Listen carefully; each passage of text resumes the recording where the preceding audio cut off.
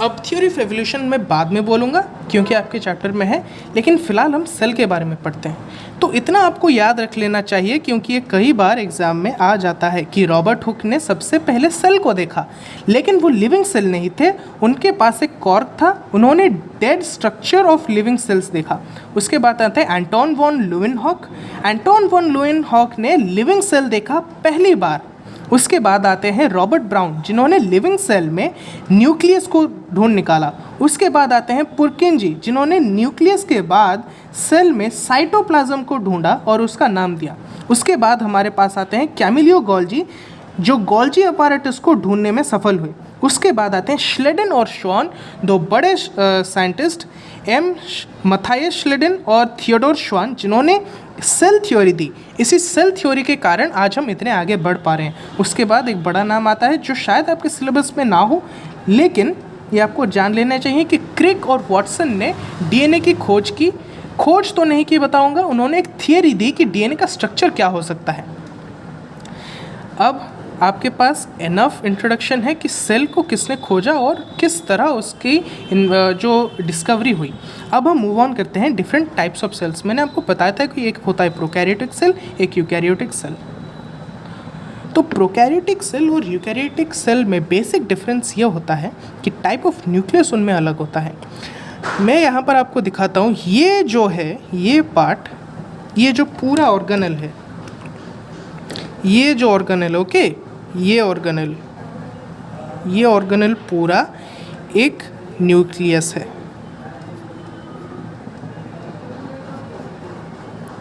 अगर आप इधर देख पा रहे होंगे तो आपको पता चल रहा होगा कि ये भी कुछ कुछ उसी तरह दिखता है, लेकिन ये न्यूक्लियस नहीं है। ये क्या है? Group of DNA material. भाई ये क्या है? आपने बचपन से सुना होगा DNA DNA DNA DNA. DNA क्या होता है? डीएनए होता है डीऑक्सी राइबो न्यूक्लिक एसिड। तो एसिड, भाई एसिड क्या है समझ लीजिए, अभी कुछ चीज़ों को बस ऐसे ही जान लीजिए, बाद में पता चलेगा। तो न्यूक्लियस क्या होता है? जिस सेल में एक न्यूक्लियस को न्यूक्लियर मेम्ब्रेन द्वारा कवर किया गया हो वो यूकैरियोटिक सेल होता है, ओके। और जिस सेल में न्यूक्लियस कवर्ड ना हो बल्कि डीएनए मटेरियल इधर उधर बिखरे पड़े हो, उनको प्रोकैरियोटिक सेल बोला जाता है। फॉर एग्जाम्पल बैक्टीरिया, या फिर हम ब्लू ग्रीन एल्गी भी ले सकते हैं। और प्रोकैरियोटिक सेल में आपके जितने भी कॉम्प्लेक्स ऑर्गेनिजम्स हैं उन सब को। अब भाई न्यूक्लियस क्या है? न्यूक्लियस वो ऑर्गेनल है एक सेल में जो कि डीएनए कंटेन करता है, उसके साथ उसमें न्यूक्लियस भी होता है, और वो हेरिडिटरी यानी कि रिप्रोडक्शन में, सेलुलर रिप्रोडक्शन में बहुत काम आता है। उसी के वजह से जो डीएनए मटेरियल है वो एक सेल से दो और सेल तक पहुंच पाती है। ये तो हो गया आपका प्रोकैरियोटिक और यूकैरियोटिक सेल। लेकिन उससे पहले भी एक टाइप ऑफ सेल तो नहीं बोलूँगा, केमिकल कंपाउंड का एक बहुत बड़ा गुच्छा है, वो होता है वायरस। कोरोना वायरस का तो नाम मतलब सुना ही होगा आपने। HIV और कोरोना दोनों है वायरस ग्रुप के हीरो, मतलब क्या बोले, उन्हीं के लिए वायरस ग्रुप फेमस हो गया बच्चों में भी।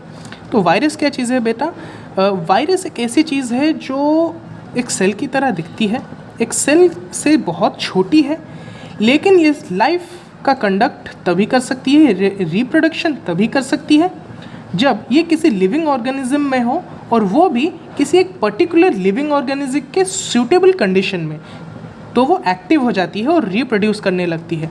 जब एक वो किसी के बाहर होती है, मतलब जब उसके पास कंडीशन नहीं होते हैं, वो नॉन लिविंग जैसा काम करती है, किसी और केमिकल सब्सटेंस की तरह पड़ी रहती है, इनएक्टिव होती है। लेकिन जब भी वो किसी ऑर्गेनिज्म के अंदर घुस जाती है जिसके पास सूटेबल कंडीशन हो, वो अचानक से रिप्रोड्यूस करना शुरू कर देती है। तो वायरस अभी लिविंग है या नहीं कंफर्म्ड नहीं है, लेकिन इसे हम एक बहुत बड़ा केमिकल्स का गुच्छा बोल सकते हैं, ऑर्गेनाइज्ड केमिकल कंपाउंड, जो कि किसी सूटेबल कंडीशन में आते ही रिप्रोडक्शन शुरू कर देती है, ओके। तो एक होता है प्रोकैरियोटिक सेल, एक होता है यूकैरियोटिक सेल। प्रोकैरियोटिक सेल हमेशा यूनिसेलुलर होते हैं, मतलब एक ही सेल। मैंने आपको बोला था पहले कि ऑर्गेनिज्म शायद एक सेल का हो सकता है या फिर इतने 10⁻10 सेल का भी हो सकता है। तो प्रोकैरियोटिक सेल हमेशा एक ही सेल से ऑर्गन होता है, मतलब ऑर्गेनाइज होता है। लेकिन यूकैरियोटिक सेल या तो एक से लेकर बहुत सारे 10⁻6, मतलब बहुत सारे ट्रिलियंस ऑफ सेल से बनता है। हमारा बॉडी को ही आप ले सकते हैं, डायनासोर तो उससे भी बड़े होंगे।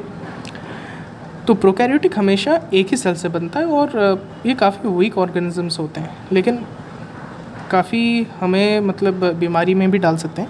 कोई नहीं, अब हम आएंगे सेल के डिफरेंट पार्ट्स में। मैंने आपको पहले बताया था कि एक इंट्रोडक्टरी वीडियो है, तो मैं सेल ऑर्गेनल्स के बारे में ज़्यादा नहीं बताऊंगा, उनका एक इंट्रोडक्शन दूंगा। आगे के वीडियोज़ में एक डिटेल डिस्क्रिप्शन, उनके फंक्शन, उनके अल्ट्रास्ट्रक्चर का मतलब माइक्रोस्कोप के अंडर उनके डिफरेंट टाइप्स ऑफ स्ट्रक्चर्स जो होंगे, पार्ट्स होंगे, वो बताऊँगा, और वो किस चीज़ों से कंस्टिट्यूट होते हैं और वो सेल में क्या फंक्शन निभाते हैं।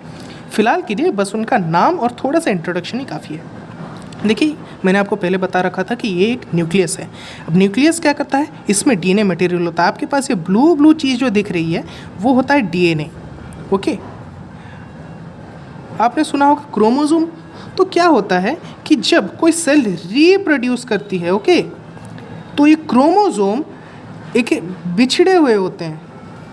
ओके, ऐसे मतलब किसी स्ट्रिंग में पड़े रहते हैं। आपने देखा होगा जब सिलाई कर रही होंगी मम्मी, तो एक ऐसा स्क्रॉल होता है जिसमें बहुत सारे धागे वेल ऑर्गेनाइज्ड रूप में रहते हैं। ओके, जैसे एक शीप की यार्न होती है। तो जब रिप्रोडक्शन शुरू हो जाता है किसी सेल का, एक सेल से 2 सेल बनाने का जो सफ़र होता है, उसके दौरान इस फेज़ में ये जो डीएनए मटेरियल है ये कन्वर्ज हो जाता है क्रोमोसोम में। क्रोमोसोम क्या है वो मैं आपको बाद में बताऊंगा। क्रोमोसोम थोड़ा रॉड जैसा दिखता है या फिर ऐसा दिखता है। तो क्या होता है कि जितने भी डीएनए मटेरियल होते हैं, डीएनए स्ट्रैंड्स होते हैं, डीएनए फाइबर्स होते हैं, वो सब आपस में मिलजुल के क्रोमोसोम बन जाते हैं। क्रोमोसोम कब बनते हैं ना, जब रिप्रोडक्शन का टाइम आता है। ओके, तो ये हो गया डीएनए फाइबर्स। अब ये है न्यूक्लियोलस। न्यूक्लियोलस क्या है? न्यूक्लियोलस एक छोटा सा ऑर्गन है न्यूक्लियस में, जिसका फंक्शन अभी आप ना ही पढ़े तो ही अच्छा है, क्योंकि वो बहुत कॉम्प्लिकेटेड है। आप लेकिन एक चीज़ आप याद रख सकते हैं कि न्यूक्लियस में छोटे छोटे पोर्स हैं, जिसमें डीएनए फाइबर्स की आवाजाही और राइबोसोम्स नामक छोटे छोटे ऑर्गेनल्स का आवाजा रहता है। एक चीज़ आपने नोटिस की होगी कि ये चैप्टर थोड़ा सा कॉम्प्लिकेटेड इसलिए है क्योंकि आप स्क्रैच से पढ़ रहे हैं और सारी जो चीज़ें हैं वो एक दूसरे से रिलेटिव हैं। तो मैंने आपको न्यूक्लियस बताया तो सेल प्रोडक्शन दिखाना पड़ा, मैंने टाइप्स ऑफ सेल बताया तो न्यूक्लियस बताना पड़ा, मैंने डीएनए बताने की कोशिश की तो क्रोमोसोम के बारे में बताना पड़ा। तो ये जो चीज़ें हैं पहली बार आप पढ़ रहे हैं तो सारी चीज़ें रिलेटेड है आपस में, तो थोड़ा सा इन्फॉर्मेशन मुझे बाहर से देना पड़ रहा है। एक काम करते हैं, मैं नोट कर लेता हूँ। इधर आप देखिए, सबसे पहले होता है न्यूक्लियस, जो कि सेल के रिप्रोडक्शन में काम आता है। ओके, फिर आते हैं हमारे पास डीएनए फाइबर्स, जो कि हेरिडेटरी स्ट्रैंड्स होते हैं। फिर आता है हमारे पास न्यूक्लियोलस, इसका फंक्शन अभी आप ना ही जाने तो ही अच्छा है। इसके बाद हमारे पास आते हैं ER, यानी कि एंडोप्लाज्मिक रेटिकुलम। अब एंडोप्लाज्मिक रेटिकुलम आप याद रखिए हमेशा जो न्यूक्लियस के आसपास ही रहता है। ये वाला देखिए, ये वाला स्ट्रक्चर न्यूक्लियस के आसपास ही रहता है। क्यों? क्योंकि ये प्रोटीन सिंथेसिस करता है। प्रोटीन सिंथेसिस कैसे करता है ना, जो डीएनए स्ट्रैंड्स है उसी से करता है प्रोटीन सिंथेसिस। तो ये भी हमारे पास 2 है, एंडोप्लाज्मिक रेटिकुलम हमारे पास 2 है। एक होता है स्मूथ ER और एक होता है रफ ER, यानी कि रफ एंडोप्लाज्मिक रेटिकुलम। ये देखिए, ये आप देख सकते हैं ग्रीन कलर का स्ट्रक्चर, इसे क्या बोलते हैं, एंडोप्लाज्मिक रेटिकुलम। और ये होता है देखिए रफ एंडोप्लाज्मिक रेटिकुलम। ये स्मूथ है और ये रफ है। क्यों? क्योंकि आप देख सकते हैं इसमें छोटे छोटे ब्लैक डॉट्स हैं, इनको राइबोसोम बोला जाता है। राइबोसोम का काम ये है कि वो प्रोटीन सिंथेसिस करते हैं, डीएनए का स्ट्रैंड जो है उनको एनालिसिस करके। ओके, तो जब एंडोप्लाज्मिक रेटिकुलम के पास राइबोसोम होता है उसे हम रफ एंडोप्लाज्मिक रेटिकुलम बोलते हैं, क्योंकि उसके पास राइबोसोम जो है थोड़ा रफ अपीयरेंस देते हैं और उसके ऊपर कुछ प्रोटीन्स भी होते हैं। ओके, तो एंडोप्लाज्मिक रेटिकुलम क्या है? वो न्यूक्लियस के पास एक ऐसा ऑर्गेनेल है जो कि कुछ प्रोटीन्स को और केमिकल ड्रग्स, आपने ड्रग्स से मतलब आप मेडिसिन खाते हैं उनका या फिर कोई भी अदर केमिकल सब्सटेंस को ब्रेक डाउन करते हैं और प्रोटीन सिंथेसिस करते हैं। प्रोटीन छोटे छोटे मॉलिक्यूल्स होते हैं। ओके, और याद रखिएगा वो हमेशा न्यूक्लियस के पास ही रहते हैं। Most of the cases nucleus के पास ही रहते हैं।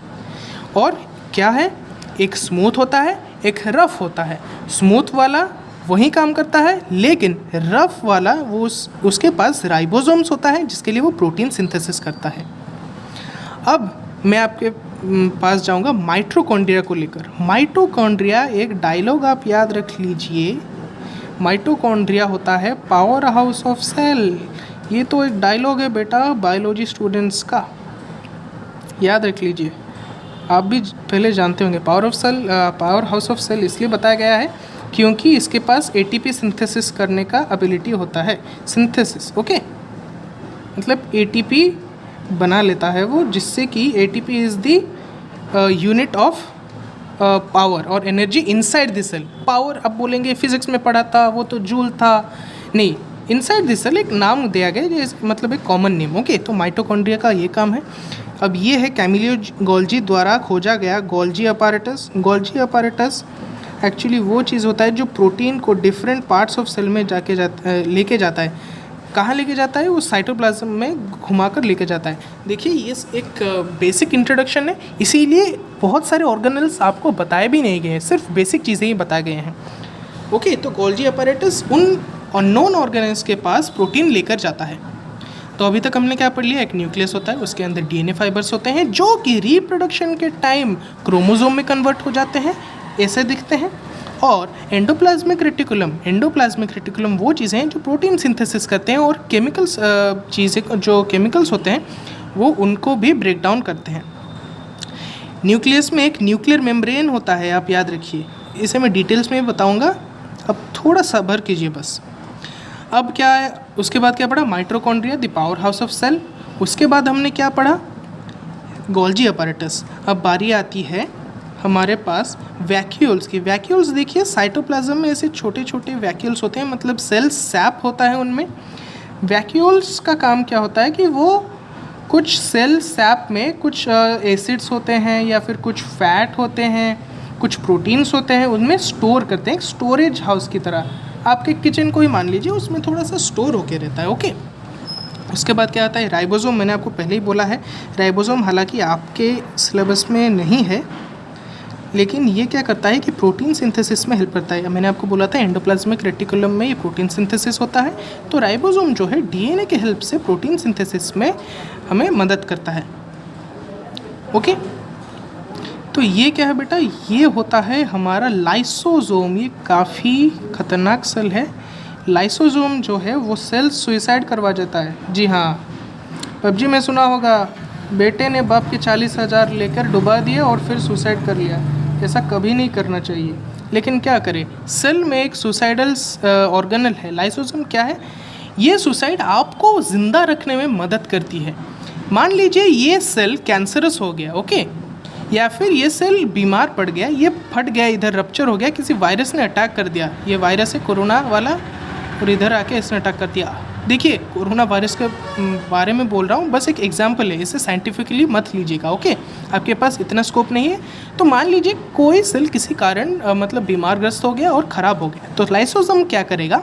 उस सेल को बर्बाद कर देगा, डिस्ट्रॉय कर देगा, मार देगा। किससे? उसके पास एसिडिक सब्सटेंस होते हैं, डाइजेस्टिव एंजाइम होते हैं उसके सेल सैप में।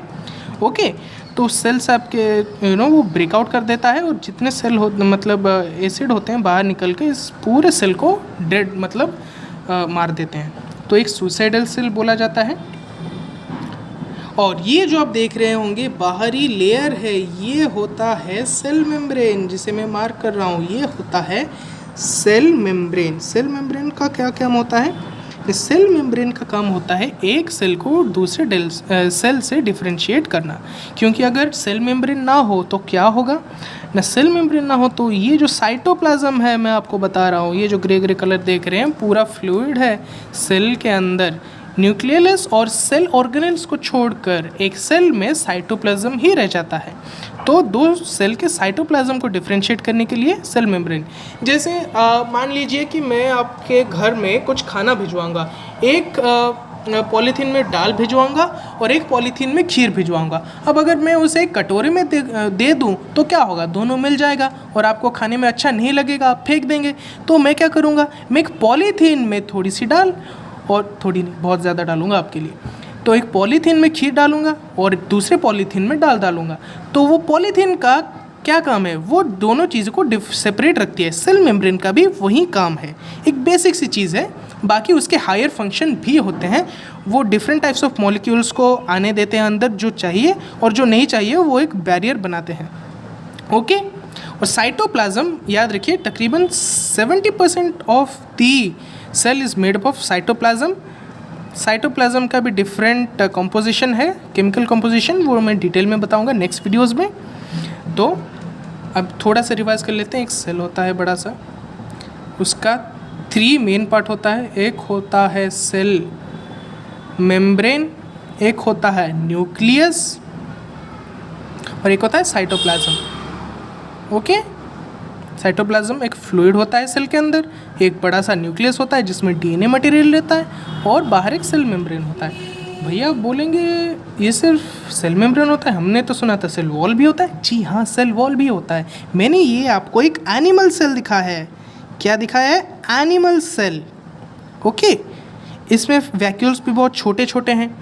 लेकिन एक प्लांट सेल मान लीजिए, एक प्लांट सेल क्या होता है, उसके पास एक एडिशनल सेल वॉल होता है, इसीलिए उसका बार्क इतना टाइट होता है, आपने देखा होगा, इतना हार्ड होता है। और ये सेल वॉल सेल्यूलोज से बना होता है। और सबसे पहले सेल वॉल रहता है, उसके बाद सेल मेम्ब्रेन रहता है, उसके बाद न्यूक्लियस, और इनमें जो वैक्यूल है वो बहुत बड़ा होता है। ओके। तो किसी भी सेल में 3 चीज़ मस्ट हैं, वो एक सेल मेम्ब्रेन, एक न्यूक्लियस, एक साइटोप्लाज्म, चाहे वो प्रोकैरियोटिक सेल हो, चाहे वो यूकैरियोटिक सेल हो, प्लांट सेल हो, एनिमल सेल हो, कुछ भी, कोई भी सेल हो, उसके पास न्यूक्लियस, साइटोप्लाज्म और सेल मेम्ब्रेन होता ही है।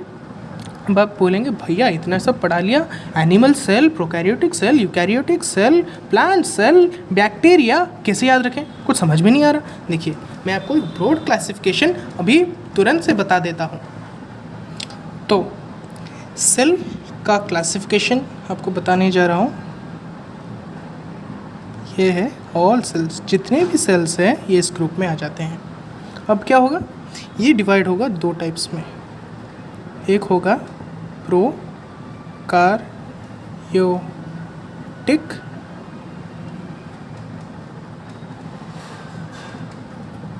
दूसरा होगा यूकैरियोटिक।